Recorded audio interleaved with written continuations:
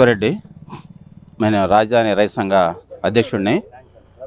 ఇక్కడ రామారావు గారు ఒక్కడే మనకి ప్రత్యక్షంగా బయట కనపడుతున్నాడు, కానీ పరోక్షంగా చాలామంది కూడా ఇబ్బందులు పడతా ఉన్నారు.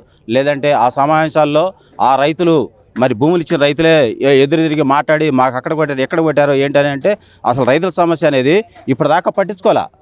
గత ఒక 3 నెలల నుంచి మాత్రమే 2 నెలల నుంచి సుమారుగా ఒక త్రిసభ్య కమిటీ వేసి ఆ రైతులకి మీరు చెప్పుకోండి వీళ్ళు కానీ ఇప్పటిదాకా వచ్చింది.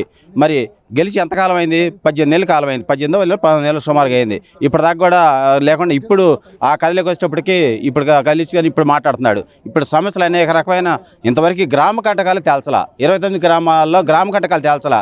మరి ఎప్పటికి అయిపోతుంది? మరి ఆయన మీటింగ్లు చూస్తున్నాను 6 నెలలు అయిపోద్ది, 3 నెలలు అయిపోద్ది అంటున్నారు. అట్లాగే రెండోది ఎక్విజేషన్ పెట్టాలంటున్నారు. ఎక్విజేషన్ పెడితే ఇంకా ఈ కుటుంబాలు కూడా చాలా చిన్నభిన్నం అవుతాయి. మీరు వాళ్ళ మాట్లాడి ఎవరైతే ఉన్నారో ఆ రైతులు మాట్లాడి రోడ్లకి ఇవ్వాలా, మన డెవలప్మెంట్ కల 1-2 సార్లు తిరిగితేనే మరి ఉండవల్లిలో సీడ్ యాక్సెస్ రోడ్డు కానీ పెరుమాకలో సీడ్ యాక్సెస్ రోడ్డు కానీ వాళ్ళందరూ తిరిగితేనే ఆ సీడ్ యాక్సెస్ రోడ్డు అంతవరకు అవ్వగలిగింది. అదే వాళ్ళు వైలెన్స్గా అంటే ఎక్విజేషన్ కానీ వెళితే అది అంగులు కూడా ముందుకెళ్దావు. మరి ఇవాళ మేము అట్టించి వచ్చాం, మా చేయలేకుండా ఆ రోడ్డు వేశారు, నేను ఆనందపడ్డా. కానీ మరి అందరూ కూడా తజ్మలంగా తీసుకొని చెయ్యాలి. ఈ రకంగా ఎక్విజేషన్ కానీ పెడితే ఈ రైతు ఎవరన్నా కానీ ఆ చచ్చిపోతే ఆటోమేటిక్గా ఇండైరెక్ట్గా అది వ్యతిరేక ప్రభావం చూపిద్ది. అది ఆ తెలుగుదేశానికి పార్టీకి నష్టం. అది కనుక మేము రైతు సంఘం తరపున కోరేది ఏంటంటే రైతులు మూర్ఖంగానే ఉంటారు, వాళ్ళు మాట్లాడే భాష వేరుగా ఉంటుంది. ఆ భూమిని వదిలిపెట్టుకోవడానికి రైతు ఇష్టపడ్డావు, మరి ఆ భూమిని వదిలిపెట్టాలి అనుకుంటే అతనికి అంతకంటే నీకు ఎక్కువ లాభం చేకూరుతామనే ప్రభుత్వం ఒక నమ్మకం తీసుకొస్తే ఆ రైతు ఇస్తాడు. అంతే తప్పితే మీరు ఎలాంటి ప్రచారాల్లో ప్రోగ్రాం చేస్తే మాత్రం ఇంకా ఆందోళనకరమైన పరిస్థితులు రాబోతూ ఉంటాయి. కనుక వీటన్ని ముందు గమనించి వాళ్ళు ఎంక్వైరీ చేసుకోమనండి. ఊళ్ళలోకి వచ్చి ఎంక్వైరీ చేసుకుని వాళ్ళ కార్యకర్తలు చాలామంది ఉన్నారు, చేసుకొని ఏ రైతుగా అభిప్రాయం ఎట్లా ఉందో తెలుసుకొని వాళ్ళ దాన్ని బట్టి రోడ్లకు అందరూ ఇస్తారు. కొంతమంది ఇవ్వలేదు, ఇక్కడ పొలాలు ఇవ్వలేదు.